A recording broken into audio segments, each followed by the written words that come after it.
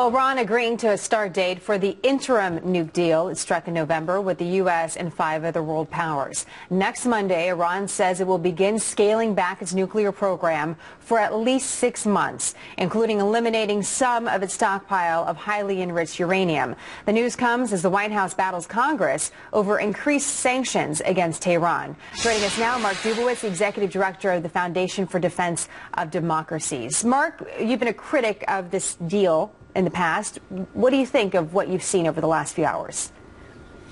Well, Jen, I mean, the deal has some positive aspects to it, but it has some major loopholes that the Iranians are going to exploit over the next 6 months. So as one example, it allows Iran to continue actually doing research and development on advanced centrifuges, on second, third, fourth, fifth generations of centrifuges that have no other purpose than to build a nuclear weapon and enrich weaponized uranium. They can still actually do research and development on this over the next 6 months and be in a position to have significant nuclear leverage when it comes time to negotiate a final deal. So a deal riddled with flaws and loopholes. Here's what Secretary Kerry says about the deal. He says, "We've taken a critical, significant step towards reaching a verifiable resolution that prevents Iran from obtaining a nuclear weapon." So you're saying that it doesn't prevent Iran from obtaining a nuclear weapon in the long run?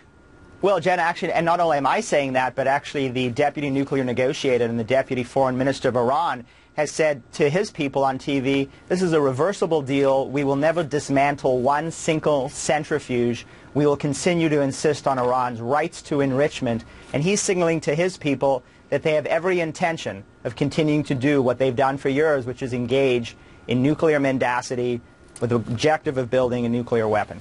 Interesting that the Washington Post phrases it as the world's best chance. And this is the way they're describing the way the administration feels about it. They're saying that their administration feels that this is the world's best chance to solve the nuclear program. Obviously, there are folks in Congress that disagree with that want to push the sanctions. And you've been a supporter of more sanctions to come. Why would you want that now? Because the president has been very clear that if any of those sanctions get to his desk, he'll veto them. Jenna, I think the view on the Hill is that Congress has actually passed the toughest sanctions over the past few years that the administration objected to. Congress overrode those objections. It was these tough sanctions that actually worked in getting the Iranians to the negotiating table.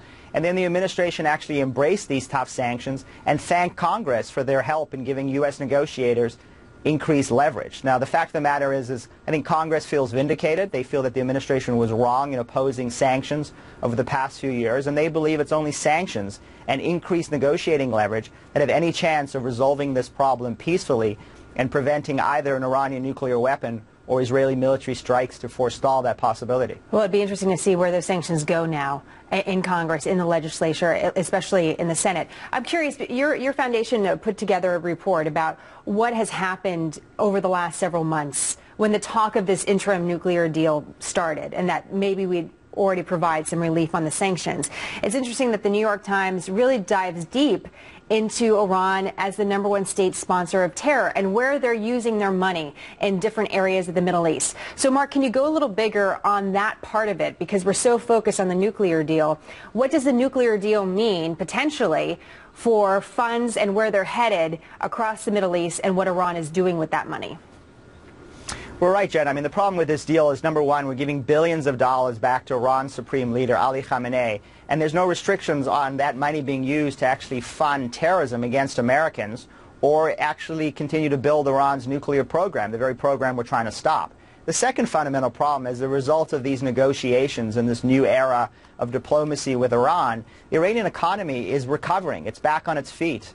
We've seen GDP growth rates go from -6% to positive territory, inflation cut in half. In other words, the Iranian economy is generating tens of billions of dollars of renewed economic activity as a result of the sanctions relief and a climate of de-escalating sanctions. That's a more powerful economy, and an economy in a more powerful country that's actually exploiting that power across the region, helping Assad stay in power, helping kill hundreds of thousands of Syrians and others. And this is a regime that is on the march. That's the problem. This is the world's leading state sponsor of terrorism that just got billions of dollars to continue funding more terrorism. Interesting. And the New York Times points out not just Syria, but Yemen and Bahrain, Iraq as well. And you see different Iranian forces at work and the money being put to use. Mark, great to see you as always. Thank you very much. Thanks, Jenna. Thanks.